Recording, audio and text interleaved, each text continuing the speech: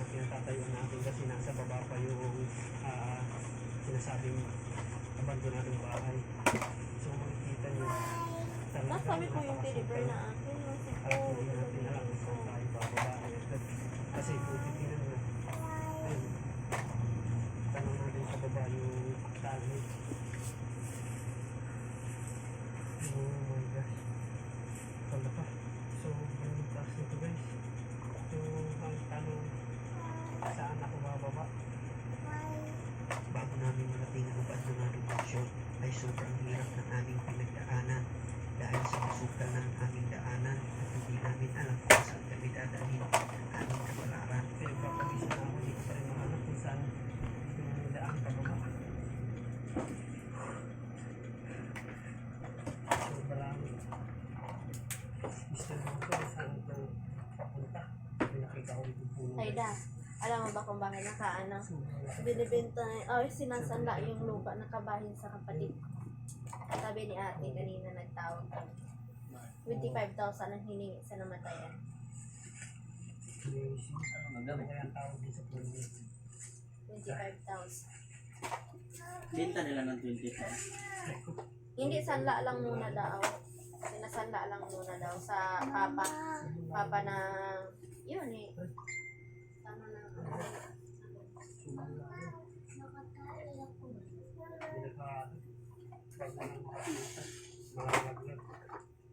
Ano ba ang tanim doon? Saan? Ano Meron na, mga kalubihan, mga sayote, meron lahat. Sanla lang daw yun, kasi sayang, kasi kabahin talaga niya yun. Sabi ko nga ni ate, ako ba, pwede pa ako magtayo ng ano? Sa oo pwede ka naman magtayo dito. Kausap namin, di ba nak?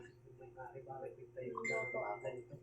Dito sa pinakamahirap na Bibili ka pa ng lupa, pwede ka naman magtayo dito ng bahay. Sabi ko, pag-isipan ko muna. Kailangan pag-usapan muna namin ano talagang desisyon. Oy, sige, matusok yung ano mo. Sabi yung kay Nalin, wala na, giprenda na. Giprenda, di ba? Sanla. Yun. dito sa harap ng bahay. 25,000. Pakikita natin yung talik. Kasi yun ang hiningi sa namatayan. Tapos naririnig natin yung mga kunin ng uwak. Okay, about 25 lang. So, 25 lang. Dito bahay. Samantalang 100 Dito din. sa gilid, may bahay.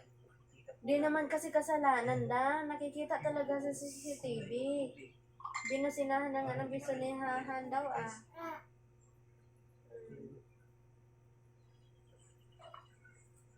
Mainit siguro yung tubig, kaya ganito ang kulay.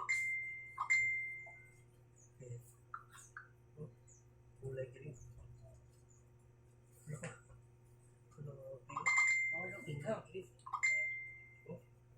Huwag panghulog yan ha.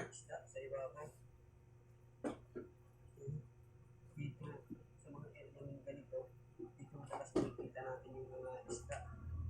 Hawakan ko lang yung tubig kung init pa. Hindi siya mainit guys. Yung tubig, kapag high tide, umaakot dito. At may mga isda guys. Sobrang dami.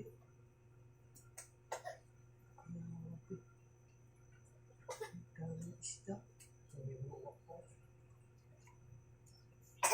Papunta rin sa bahay. Dito pa lang sa pang nakakamangha kasi sobrang dami ng isda. Pero ano bakit walang nangunghuli ng isda dito? Tingnan nyo, malaya yung mga isda, nakikita lang natin. At ang tanong, bakit walang nangunghuli ng isda? Yan, yung mga isda. Sobrang dami. So dito sa area, Hindi naman kinakain isda na yan. wala na. Dito daw itinapon yung mga labi ng mga sabongero. So yan po ay haka-haka at hindi ko lang alam kung totoo po yan. Dahil wala naman po ebidensya na makikita natin kung talaga dito nga ba. So yan. May naman dito si tatay. Sinisid mo yan kuya? Presko po. Sinisid ni kuya. Diyan mismo sa talik. Sobrang laki ng mga tilapia. Pwede patingin ng isa ya. Ayan o. Anong dami ko dito? Paano lang? Grabe oh. Tingnan nyo. Buhay pa. Yun oh, lalaki. Oh. Grabe, sobrang dami ng isda. Ilang oras yung ginawa niyan, kuya?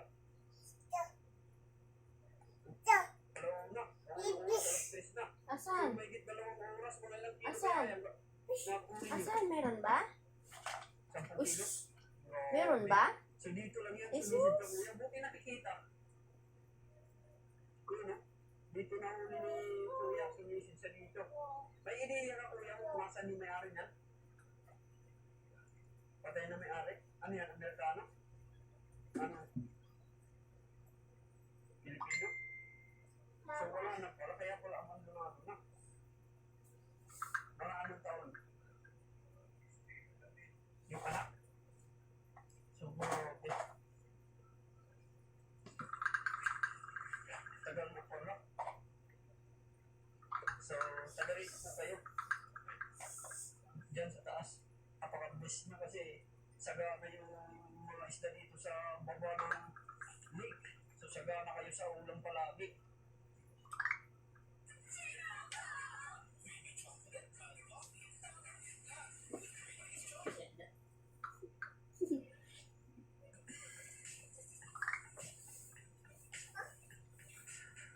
Baby Meta. Nagtutoyot na si Baby sa bulan. 2 taon na si Baby sa mundo.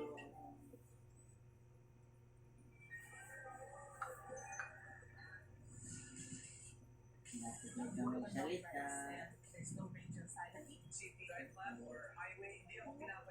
Wala ba? Mapukukunin mo? Ba't mapukunin niya? Pinasok ni Baby. Hindi na makuha. Hindi na makuha. Wala na.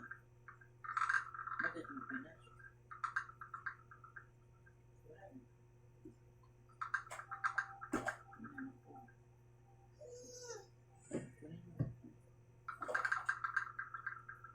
So ngayon, explore ko po muna kayo dito sa abandonadong bahay at ipapakita ko sa inyo yung looban dito. Kung ano yung sobra. Hindi ko alam kung bakit naisipan niyang magtayo dito. Sa bagay naman, perfect spot. Kasi tanaw mo naman yung Taal Contino. Dito mismo sa harap ng lake. So, ituturo kayo dito sa mansion.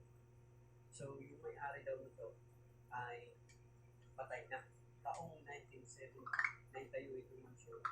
So, yung mga nakatira dito is Khalid Castillo. Ikikita natin na talaga sayang ang bahay. Dahil sa tagal na ng panahon ay medyo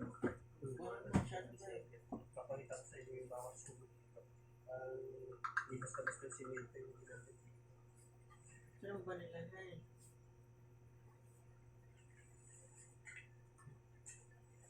Medyo bawat ng bata. Ito yung sira.